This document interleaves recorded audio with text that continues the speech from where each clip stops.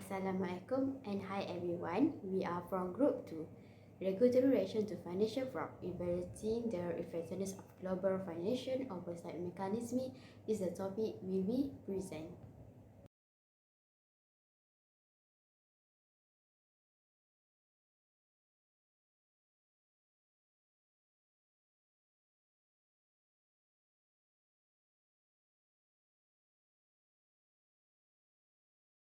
I will briefly discuss what we're going to present. First, we go with an introduction, then 3 common causes, cases, regulatory response, importance, and lastly, conclusion.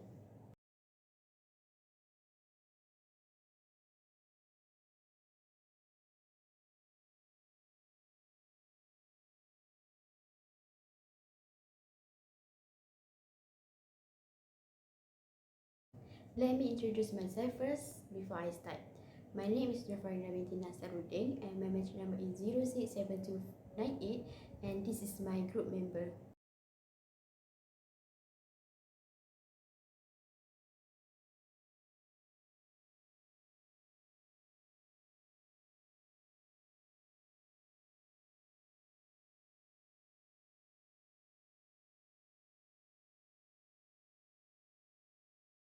Financial fraud happens when someone intentionally mislead another party in order for personal gain. It may include manipulating the document, misconduct financial record, or exploiting the individual or in financial system. The objective is always same, to make money by unethical means.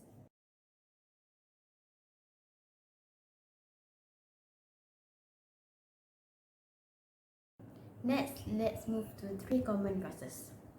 When you come to the financial fraud, there are 4 common reasons why it may happen. The first reason is the lack of oversight and governance. Imagine the company does have a proper check and balance in place, or the management are not enforcing the ethical standard. That's a recipe for disaster. That's where the regulatory bodies come in. They lay down the law. My name is Nurabia Huda binti Hero and my mention number is 066526. Next, I want to talk about regulatory responses for financial fraud. There are 3 main regulatory responses for financial fraud, which are enforcement actions, rulemaking, and internal cooperation. Enforcement actions are one of the approaches that are simple as well as effective. The common type of punishment for misconduct is a fine.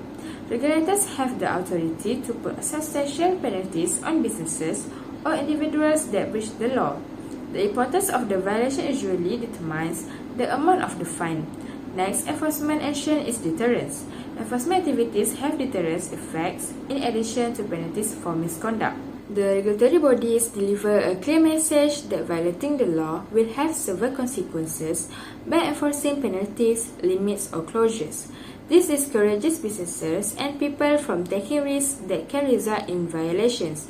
For public protection, the main goal of enforcement action is to keep the public safe.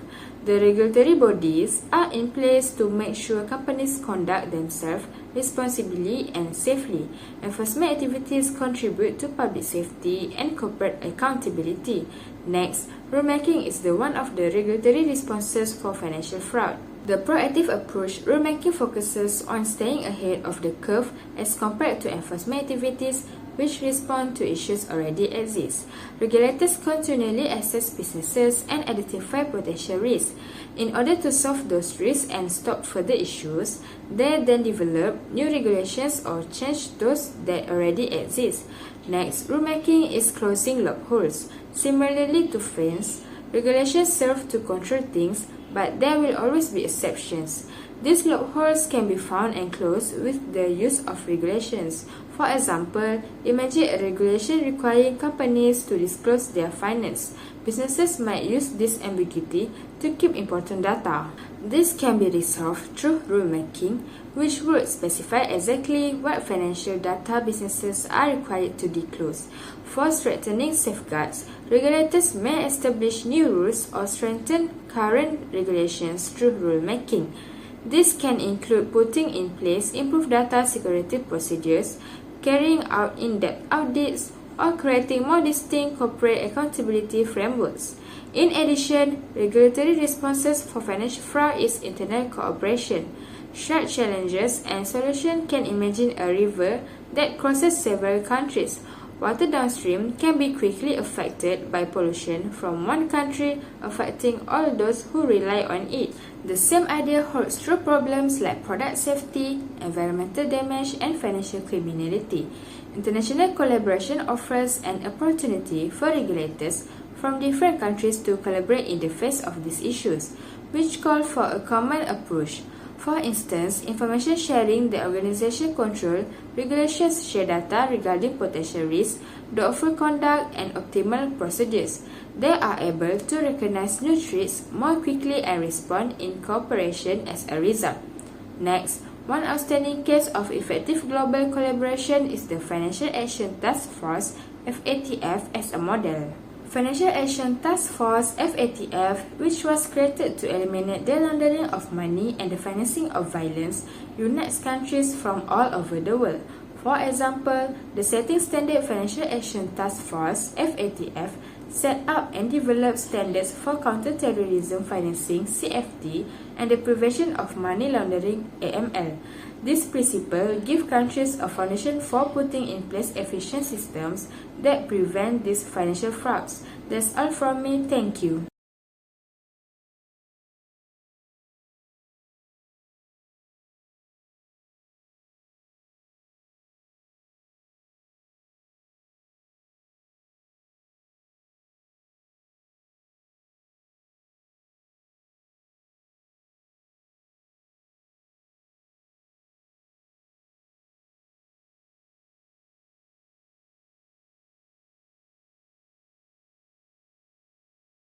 Hi, my name is Sani Shamimi and my matric number is 060618. I will continue with the case 1, which is Enron Corporation scandal. Enron Corporation was founded in 1985 as an energy, commodities and services company. Enron management, including CEO Jeffrey Skilling and CFO Andrew Festo, was involved in the accounting fraud. They used complex financial structure known as special purpose entity to keep significant debt off Enron's balance sheet. They also used the mark-to-market accounting method, which allowed to record projected profit from energy contract as current income, regardless of what actual cash flow. On December 2, 2001, Enron was filed bankruptcy with 63.4 billion in asset, which also marking one of the largest bankruptcy in US history during that time. Next, I will continue with the who get impacted from this issue that happened. The first people who impacted from this scandal is of course employee. After Enron bankruptcy, 4,000 employees were dismissed, which means they lose their job. Despite losing their job, they also facing financial losses because they had invested their retirement saving in Enron stock, which become worthless. And the second process is investor and shareholder. They was impacted because of the plummeted of Enron stock price. Investor was lost billions of dollars from 90 billion to literally nothing. The next person is legal and regulatory body.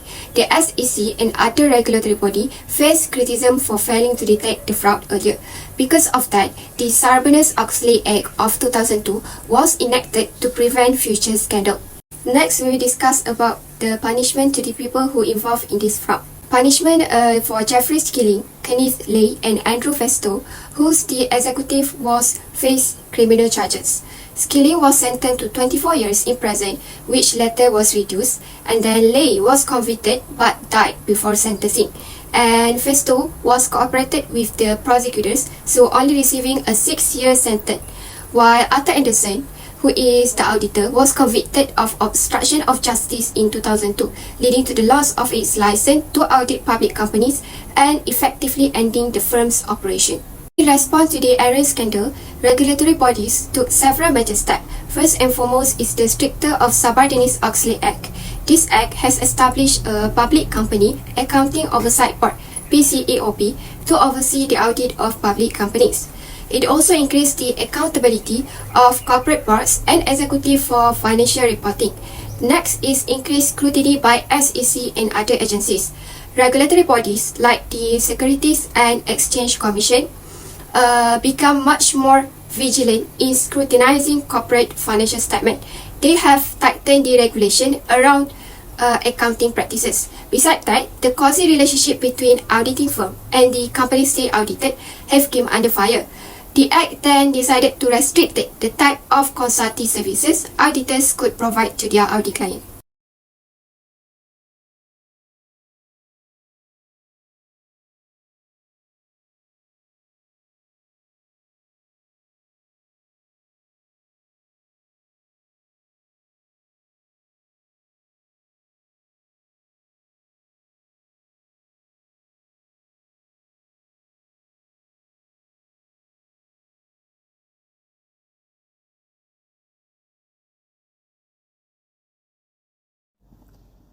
Case 1. Bernie Madoff. Background: Bernard Lawrence Bernie Madoff was an American financier who executed the largest Ponzi scheme in history, defrauding thousands of investors out of tens of billions of dollars over the course of at least 70 years. He was born in Queens, New York, on April 29, 1938. Madoff grew up in the predominantly Jewish neighborhood of Laurelton in Queens, New York. His father worked in the financial industry, and together with his wife, they found Gibraltar Securities. He attended University of Alabama for 1 year before transferring to and graduating from Hofstra University with a degree in political science. Madoff briefly attended Brooklyn Law School but did not complete his law degree. While attending college, Barry married his high school sweetheart Ruth, and together they established Bernard L. Madoff Investment Securities LLC in 1960. Madoff specialized in penny stocks, which are very low-priced shares traded on the over-the-counter (OTC) market, a precursor to the Nasdaq exchange. He served 3 one-year terms as a Nasdaq director. Initially, he traded penny stock using $5,000 he earned from installing sprinklers and working as a lifeguard. He soon convinced family, friends, and others to invest with him. However, when the Kennedy slide flash crash caused a 20% market drop in 1962, Madoff's investment failed, and his father-in-law had to rescue him financially. Ponzi scheme. In 1960, Madoff founded Bernard L. Madoff Investment Security LLC with an initial investment of $5,000 earned from working as a lifeguard and sprinkler installer. Initially, the firm was a small penny stock brokerage. Over time, Madoff's firms grew significantly, becoming a prominent market maker and a member of the Nasdaq, where Madoff served as a chairman of the board of directors. At some point, Madoff attracted investors by promising significant, consistent returns through a legitimate trading strategy known as split strike conversion. However, instead of investing the funds, he put client money into a single bank account to pay off existing clients who wish to withdraw. He managed these withdrawals by bringing in new investors and their money but could not sustain the scheme when the market pumped sharply in late 2008.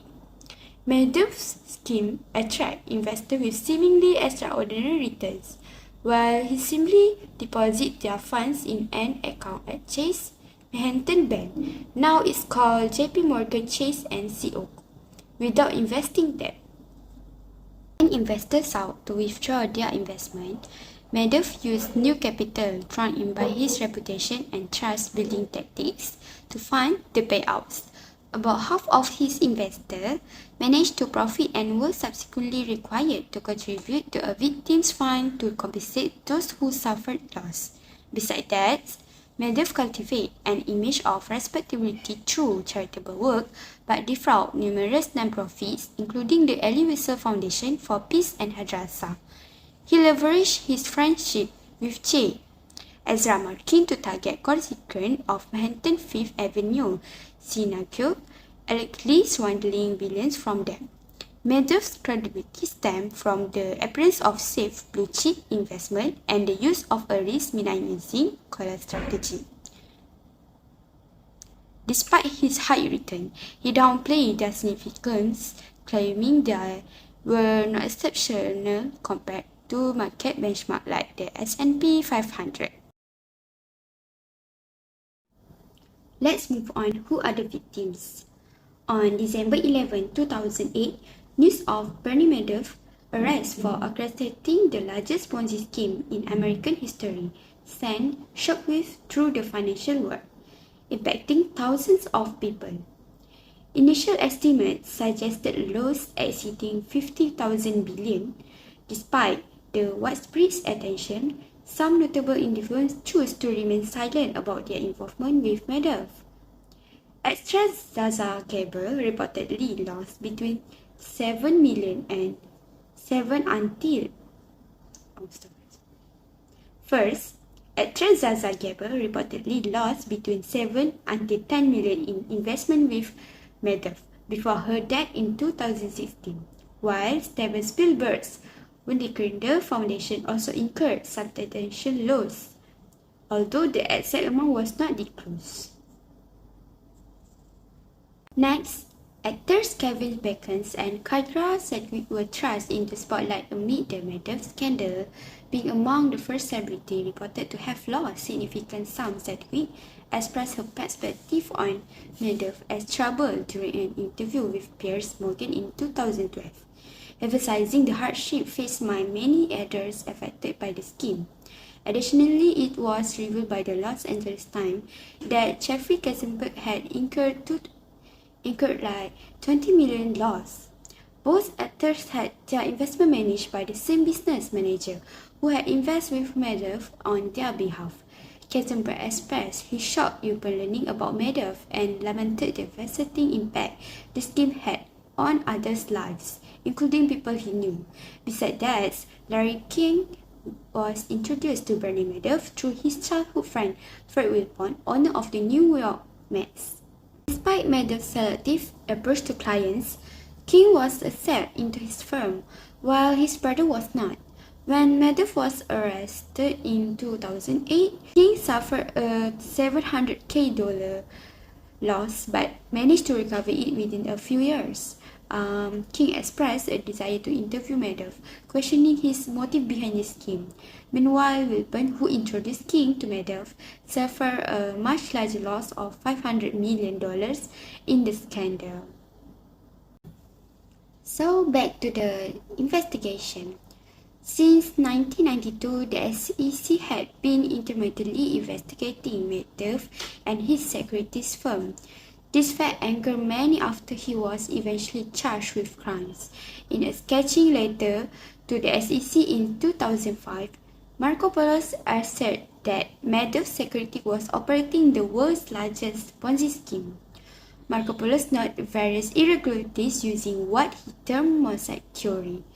One such irregularity was Madoff's firm purportedly generating profits even the S&P was declined, which contradicted Madoff's claimed investment strategy. Marco Polo concluded that investors were unaware that Madoff was managing their money. Additionally, Marco Polo discovered that Madoff was seeking large loans from European banks, a move that seemed unnecessary given his claimed high returns.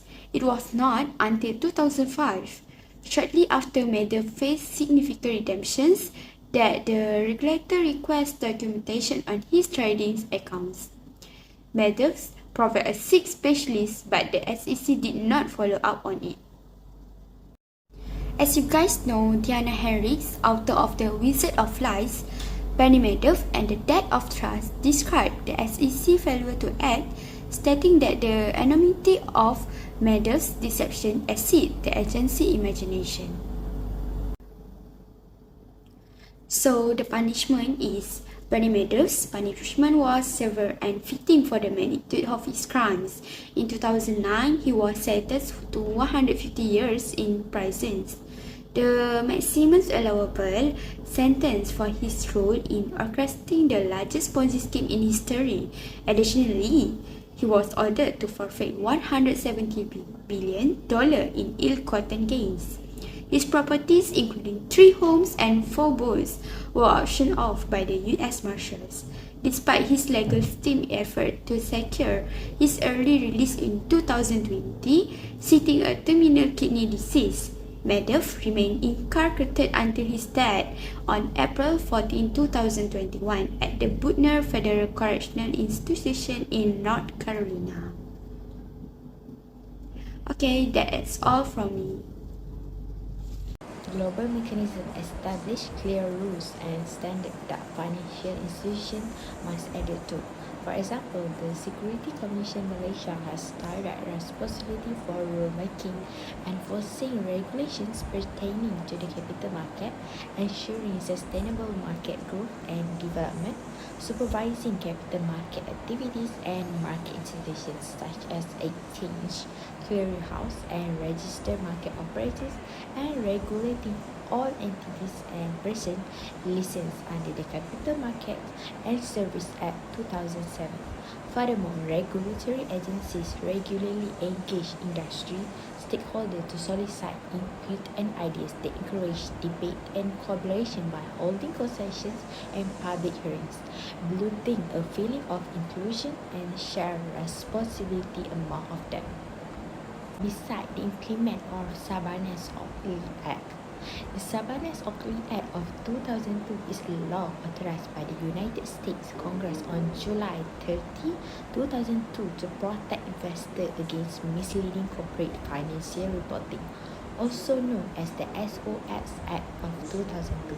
It requires strict revisions to current security rules and place several new penalties on violations.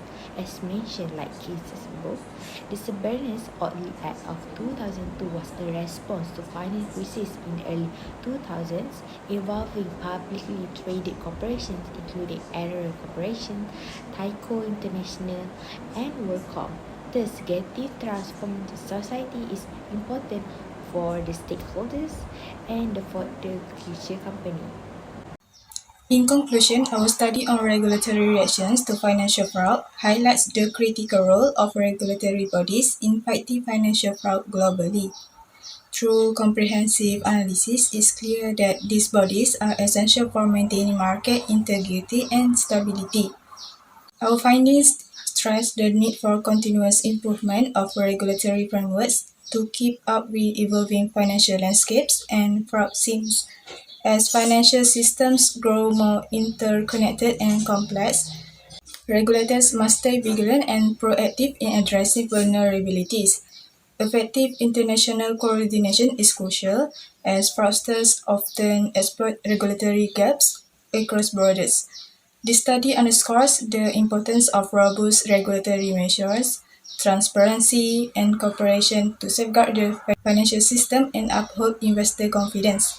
The Enron collapse reminds us of the dire consequences of inadequate transparency, emphasizing the need for a balance between innovation and protective safeguards. So, regulatory responses are vital in combating financial fraud. Ongoing research and collaboration are essential to strengthen global oversight mechanisms, mitigate risks, and ensure a stable and trustworthy financial system. That's all from our group. Thank you.